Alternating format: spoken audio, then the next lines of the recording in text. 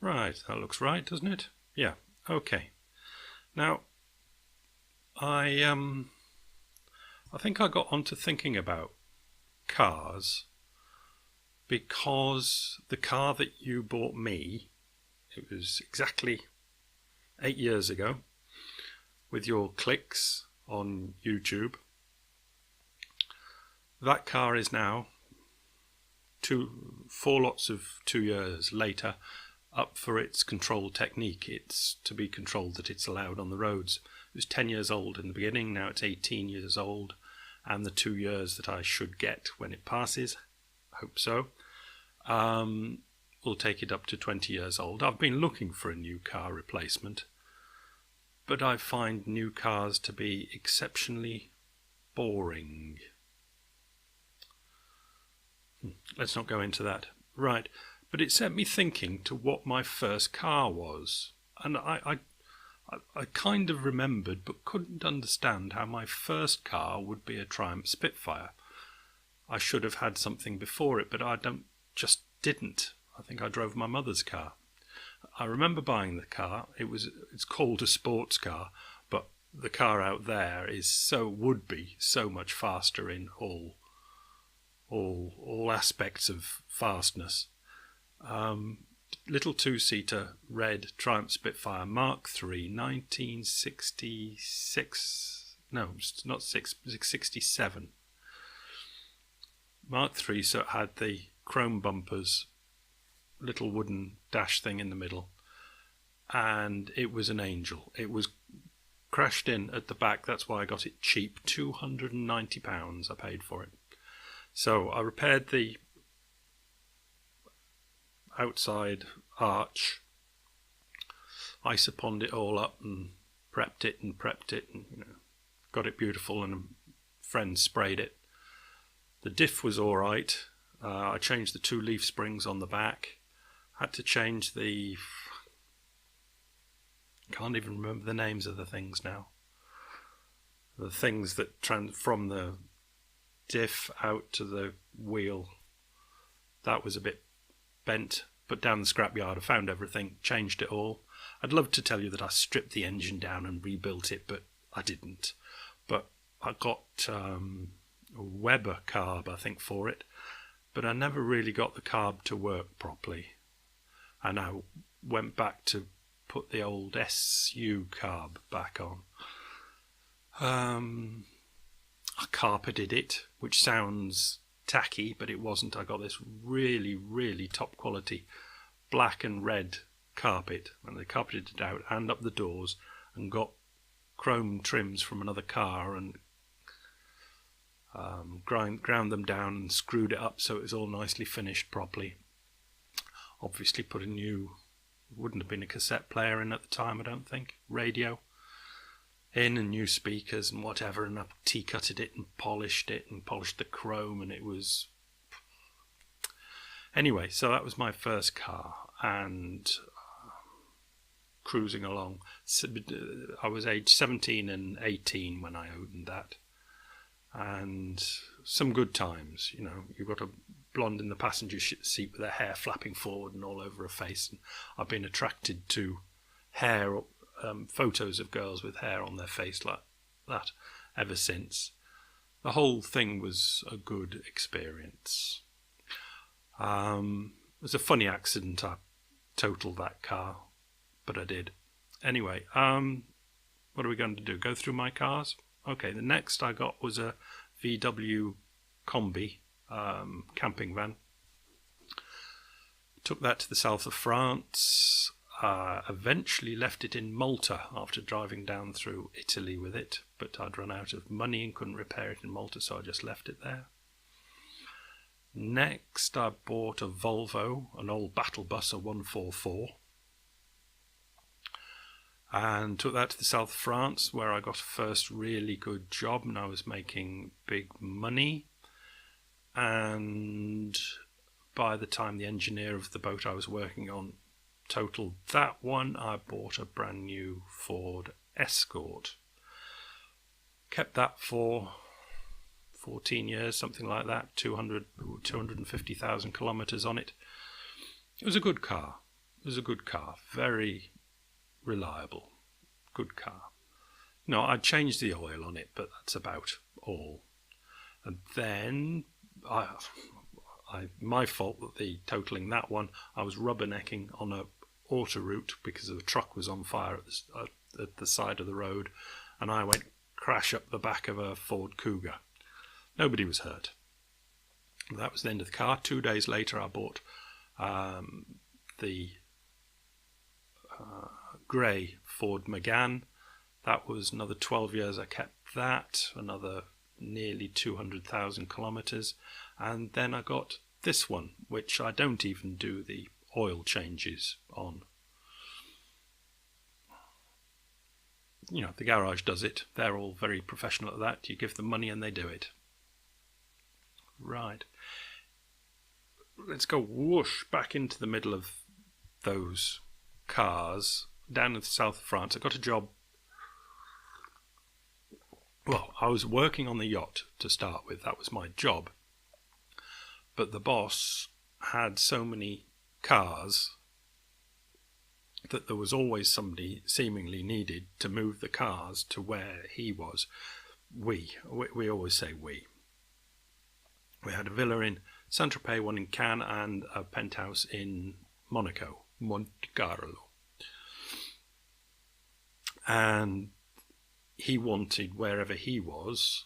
Technically, we had 2 yachts, but say one yacht. So I had the yacht, a dozen odd cars that would go up and down. Some were more Cannes-based ones and Monaco ones. And anyway, the cars had to be moved around, and I found myself getting that job, and also got the job of first year was Mrs. was crazy into water skiing, and they had a Riva Aquarama, which was mainly stationed in Monaco, but because she was water skiing, we had it down in Saint-Tropez most of the time, but then it would be up in Cannes and Monaco. It was all up and down.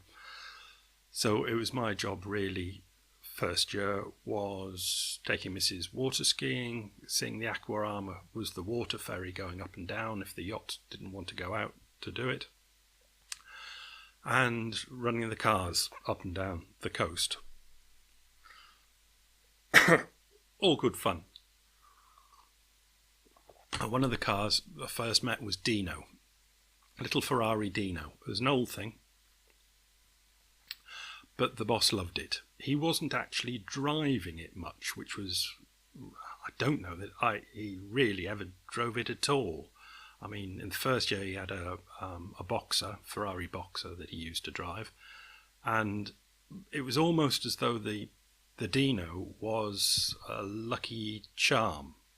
If he was up in Monaco, he wouldn't drive it, but he'd want the Dino there, and he'd be down anywhere, say down in Cannes again, and the Dino had to come down. So I'd drive the Dino down, and at the end of the season, drive it up to Geneva.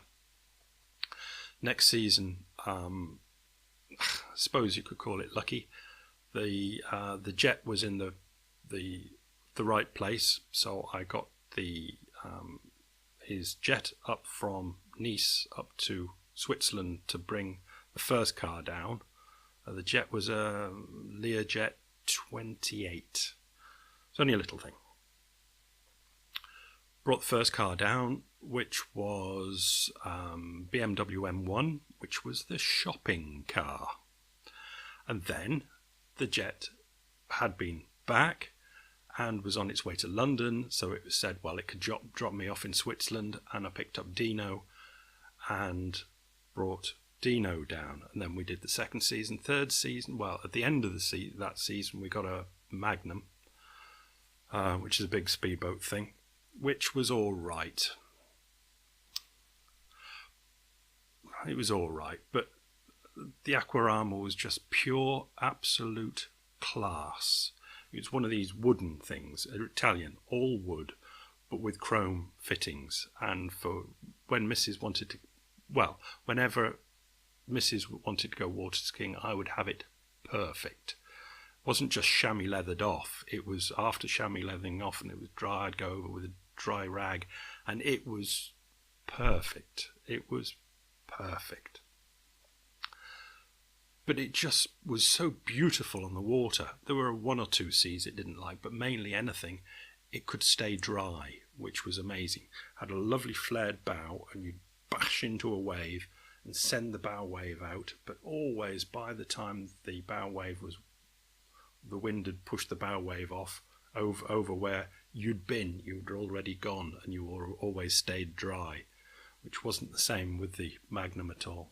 Anyway, the Magnum next season was a bit of a downfall for me. Let's go quickly through this, because we're getting towards the end of the season, and basically the boss was going out, wanted the Magnum to take him and a party round to La Voile d'Or for lunch.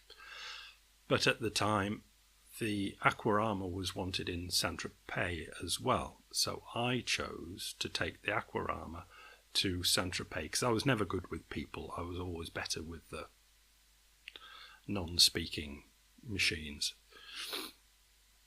So Jerry took the party with the Magnum round to the La Voile d'Or and dinged a prop. He grounded the propeller, and the boss was furious with me because I'd chosen to take the Aquarama instead of taking him and his party to lunch. Basically, I got sacked. It wasn't directly and neatly because of that, but basically I got sacked because of that. And strangely, strange things happen when you work for rich people. It was Jerry that got my job for the next season. My last kind of task for that season was to take Dino back up to Geneva, and where I'd normally go along the coast on the autoroute, along to Marseille, up the autoroute to Lyon and into Switzerland that way. I started in Monaco, dropped down to the coast, went along to Nice, and then up to the Grand Corniche, cruised the Grand Corniche the last time in Dino, went through into Italy, up to Milan, round the Great Lakes, over the mountains, and into Geneva at the back way. Magnificent. So I was really quite nicely paid off that job, very nicely paid off that job, and Mrs. came up with a bit of a nice surprise for me that time when I was up in Geneva for the last time. She gave me a little bag with 10 1-ounce Krugerrands in it. Very nice. Which I had to get a normal flight back to Nice and had that with me. But in those days it wasn't a problem. Security wasn't like it is now. So after that my life just got on. But let's say, if in the car park today somebody went mad and for some strange reason wanted to attack my car, I'd obviously try and stop them because it's the only sensible thing to do, but I wouldn't risk myself in any way to save the car. But if anybody, in that time ago would have attacked the Spitfire or the Aquarama, the Riva, or Dino, I would have gone full spectrum apeshit. I would have died rather than anybody got to them. And that's it.